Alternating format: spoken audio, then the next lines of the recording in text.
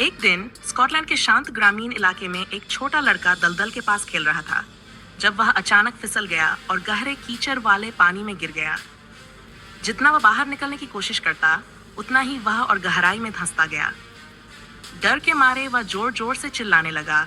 उसकी आवाज चारों ओर गूंजने लगी। पास में काम कर रहे एक गरीब किसान फ्लेमिंग ने ये चीखें सुनी।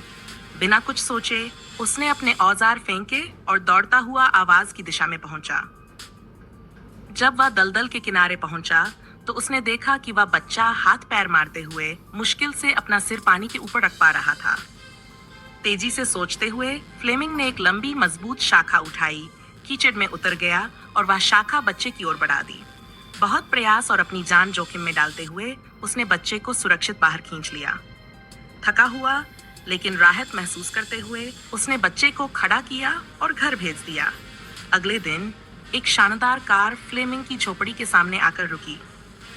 एक अमीर आदमी बाहर निकला, किसान के पास आया और बोला, मैं उस बच्चे का पिता हूँ जिसे आपने कल बचाया था। मैं आपके प्रति अपनी कृतज्ञता व्यक्त नहीं कर सकता।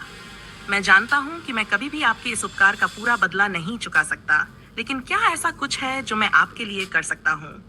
किसान उस आदमी की कृतज्ञता से भावुक होकर बोला, मैं आपकी मेहरबानी की सराहना करता हूँ, लेकिन मैंने जो किया वह इंसानियत के नाते किया और इसके बदले में अर्थ नहीं ले सकता। उसी समय किसान का नन्हा बेटा झोपड़ी के दरवाजे पर आ गया। उस लड़के को देखकर और किसान की सादगी भरी जिंदगी को समझते हुए उस अमीर आदमी के मन में एक विचार आया। उसने कहा, अगर आप पैसे नहीं लेना चाहते तो मुझे कुछ और करने दीजिए। मुझे आपके बेटे की पढ़ाई की जिम्मेदारी लेने दीजिए। किसान थोड़ी देर के लिए झिझका। अपने बेटे को किसी प्रतिष्ठित संस्थान में भेजना उसकी कल्पना से भी परे था, लेकिन इस अनमोल अवसर को समझते हुए उसने सहमति में सिर हिला दिया।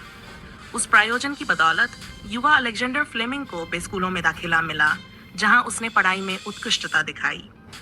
बाद में वह लंदन के Saint Mary hospital medical school में दाखिल हुआ, जहां उसकी जिज्ञासा और वैज्ञानिक प्रतिभा ने उसे एक ऐतिहासिक खोज तक पहुंचा दिया। 1928 में दुनिया की पहली एंटीबायोटिक पेनिसिलिन, ये चमत्कारी दवा बाद में लाखों लोगों की जान बचाने वाली बनी। लेकिन कहानी यहीं खत्म नहीं होती। सालों बाद द्वितीय विश्व युद्ध के दौरान वही अमीर आदमी का बेटा निमोनिया से गंभीर रूप से बीमार पड़ गया। उसकी हालत नाजुक थी और उसके बचने की उम्मीद बहुत कम थी। उसका इलाज पेनिसिलिन से किया गया, वही दवा जिसे अलेक्जेंडर फ्लेमिंग ने खोजा था। वह अमीर आदमी का बेटा कोई और नहीं बल्कि विंस्टन चर्चिल था, जो आगे चलकर 2 बार ब्रिटेन के प्रधानमंत्री बने। यह कहानी इस बात की सशक्त याद दिलाती है कि अनुकंपा एक दिन लौटकर जरूर आती है। एक निस्वार्थ कार्य जो बिना किसी पुरस्कार की अपेक्षा के किया गया हो, इस तरह से वापस लौट सकता है जिसकी हम कल्पना भी नहीं कर सकते। अच्छे काम दूसरों के लिए करें, पहचान पाने के लिए नहीं, बल्कि इसलिए कि वह सही है। एक दिन वही दयालुता किसी असाधारण रूप में आपके पास लौट सकती है।